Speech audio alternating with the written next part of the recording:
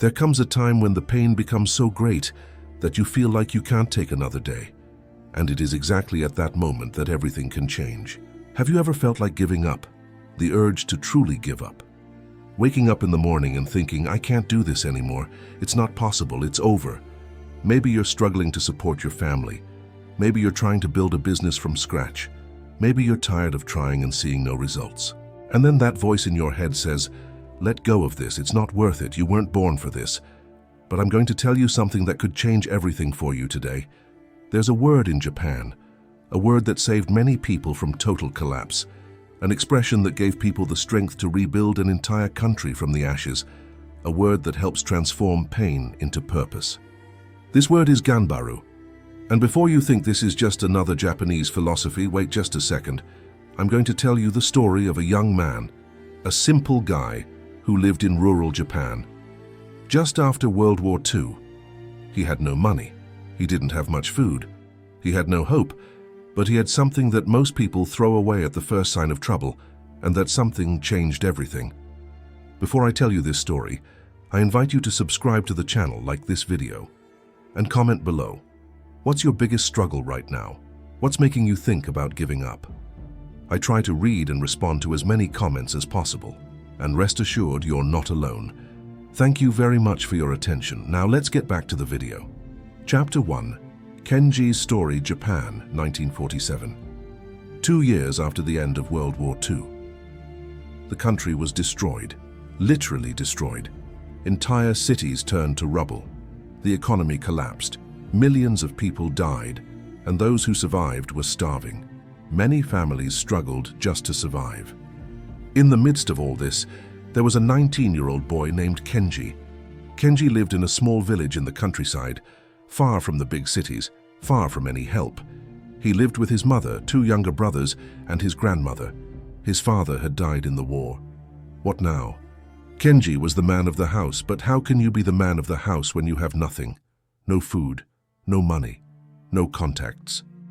Every morning, Kenji woke up with an empty stomach and the weight of the world on his shoulders.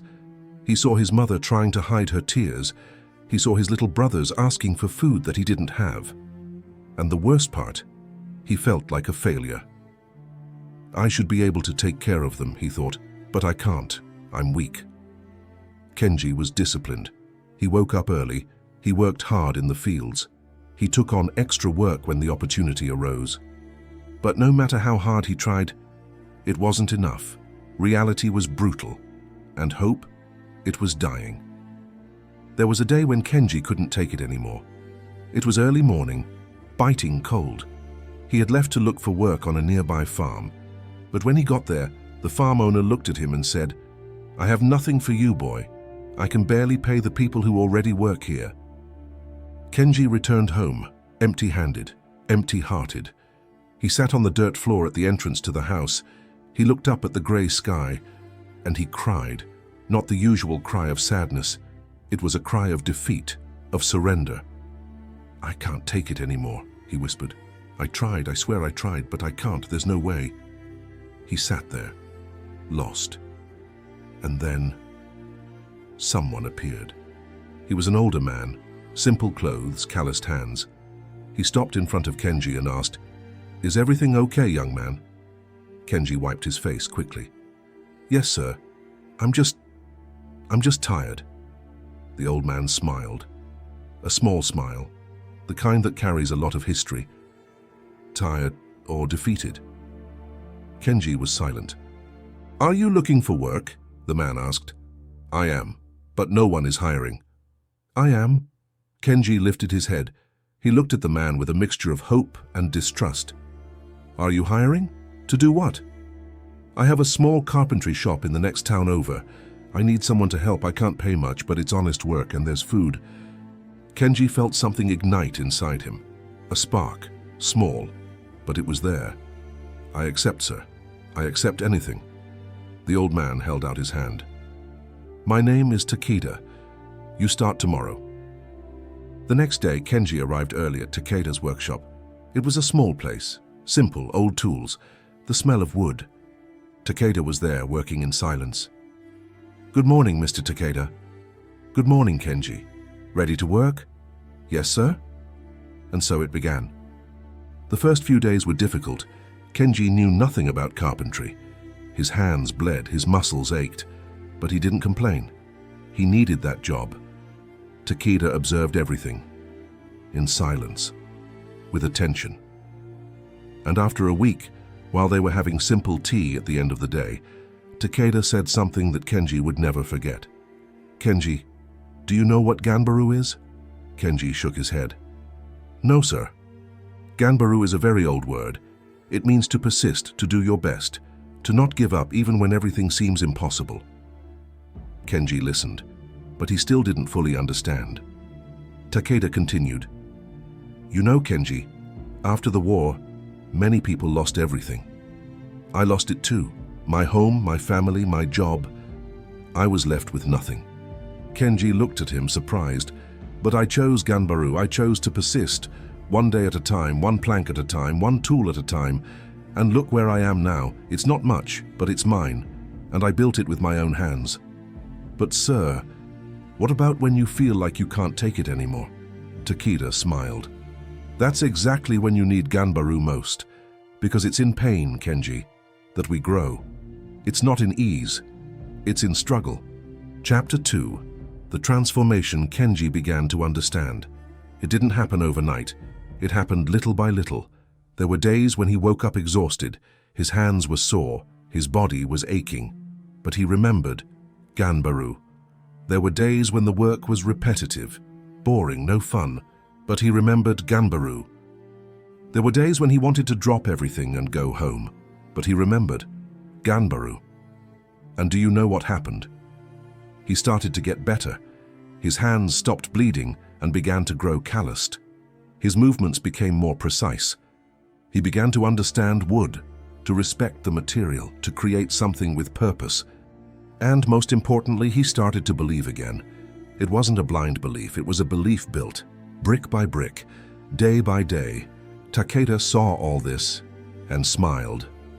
"You're learning, Kenji. It's not just carpentry, you're learning about yourself." But then came the real test. 6 months later, Takeda fell ill. It wasn't anything serious, but he had to rest for a few weeks. And he said to Kenji, "The shop is yours now. Can you handle it?" Kenji felt the fear return. "Mr. Takeda, I don't know if I can." "You can do it. I wouldn't have given you this responsibility if I didn't believe in you." And so, Kenji was left alone. Suddenly, he was responsible for orders, for customers, for quality, for everything. And the pressure was enormous. He had a difficult request, an important client, a large, complex table. Kenji worked days and nights. He sweated. He made mistakes. He redid them. He made mistakes again. And one morning, he looked at the half-empty table and thought, "I'm not going to make it. I'm going to disappoint Mr. Takeda.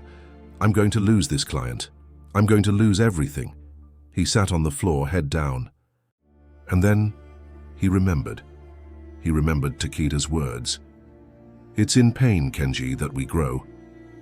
He took a deep breath. He got up, and it continued. Kenji finished the table. It wasn't perfect, but it was honest. It was made with care, with dedication, with Ganbaru. The customer came to pick it up. He looked at the table. He ran his hand over the wood. He tested the structure, and he smiled. "This is a masterwork. Who did this?" Kenji shyly said, "Me, sir." "You, but you're so young. Congratulations. I'll recommend your work to everyone I know." When the customer left, Kenji was left there, alone in the workshop, and for the second time in his life, he cried. But this time it wasn't tears of defeat. It was a cry of victory. Takeda returned, recovered, and saw what Kenji had done. "You did it, kid." "I did it, sir. Because of you. Because of Ganbaru." Takeda placed his hand on Kenji's shoulder. "It wasn't because of me. It was because of you. I just showed you the way. But you were the one who walked it." Over time, Kenji began to earn more. The workshop grew. He was able to bring home more food. He was able to provide a better life for his mother, his siblings, and his grandmother. He didn't get rich, but he didn't need to. because he had achieved something much greater than money. He had gained dignity, purpose, and the certainty that no matter what came, he could face it, because he had Ganbaru. Chapter 3. The Science Behind Ganbaru.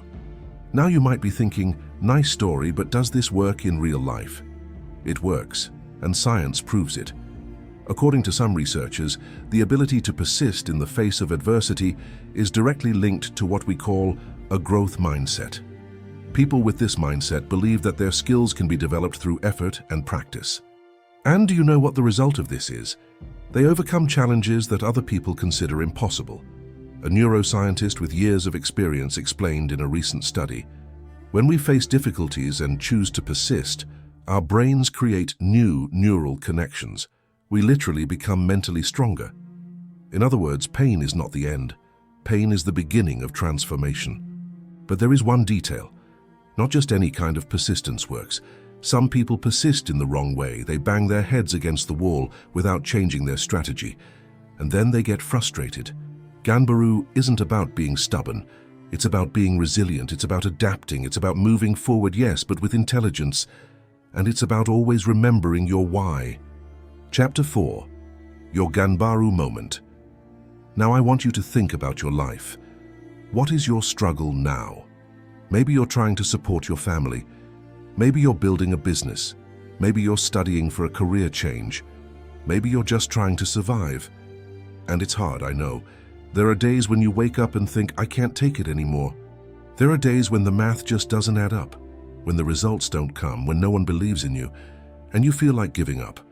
But I want you to remember Kenji, a 19-year-old boy, post-war, with nothing, absolutely nothing. But he didn't give up. Because he understood something profound. Pain is part of the process. There is no growth without pain. There is no transformation without struggle. And when you embrace that, when you stop running from the pain and start using it as fuel, everything changes. You stop being a victim and become a protagonist. Ganbaru is not about being a superhero. It's not about never feeling afraid, never feeling tired, never feeling like giving up. It's about feeling all of this and carrying on anyway. It's about waking up the next day, even when the day before was horrible. It's about taking one more step, even when your legs are shaking. It's about believing that in the end, it will be worth it. And you know what? It always applies. Not in the way you imagine, not in the time you want, but it's worth it. Because the person you become in the process is far more important than the end result. Kenji didn't become a millionaire. He didn't become famous. But he saved his family. He became a man of character. He left a legacy. And you? What legacy do you want to leave? Do you want to be remembered as someone who gave up at the first hurdle, or as someone who, despite everything, kept fighting? And let me tell you one last thing that will make you rethink everything. Do you know how many times Kenji thought about giving up before he met Takeda? Every day. Do you know how many times he thought about giving up afterward? Also, every day. The difference wasn't that the desire to give up disappeared. The difference was that he learned to carry on despite her. And that's the truth that no one tells you about success, about fulfillment, about purpose. It's not about not being afraid. It's about being afraid and acting anyway. It's not about not feeling pain. It's about feeling pain and transforming it into strength. It's not about waiting for the perfect moment. It's about making the best of the moment you have. So when you're at your limit, when everything seems impossible, when you feel like you can't take another day, remember Ganbaru. Remember Kenji, a simple boy who had nothing, but who had something that no one could take away from him. The choice not to give up. And that choice changed everything. Your life can change too. Not tomorrow, not next week, but it will change. If you choose Ganbaru, if you choose to persist, if you choose to use pain to your advantage. Because in the end, it's not about how many times you fall, it's about how many times you get up. If this video touched you in any way, I invite you to subscribe to the channel again, because I will continue to strive to bring you valuable content.